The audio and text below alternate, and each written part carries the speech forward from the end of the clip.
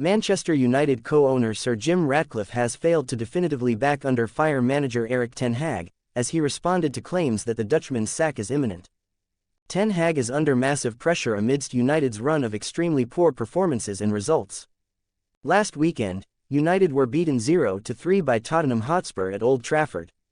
The Red Devils were largely second best and never really looked like they would get themselves out of their predicament.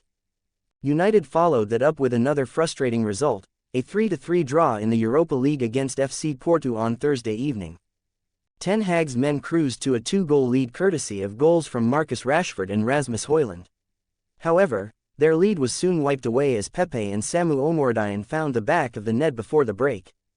Porto would go ahead moments after the interval, through Omorodion, who capitalized on some more pitiful defending from United to find the back of the net.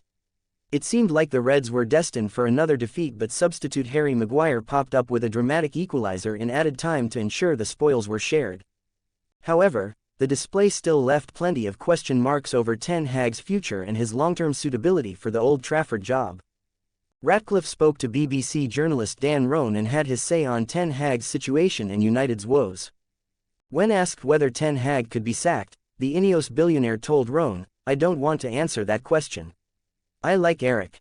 I think he's a very good coach, but at the end of the day it's not my call. It's the management team that's running Manchester United that have to decide how we best run the team in many different respects. But that team that's running Manchester United has only been together since June or July. They weren't there in January, February, March or April. Omar Berrada and Dan Ashworth, they only arrived in July. They've only been there, you can count it in weeks almost. They've not been there a long time, so they need to take stock and make some sensible decisions." Ratcliffe added, "Our objective is very clear.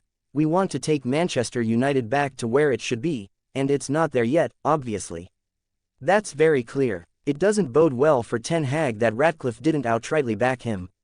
The second match in Ten Hag's must-win doubleheader takes United to Villa Park on Sunday afternoon, where they face the unenviable task of trying to beat Unai Emery's side, who are riding high after their big win over Bayern Munich in the Champions League.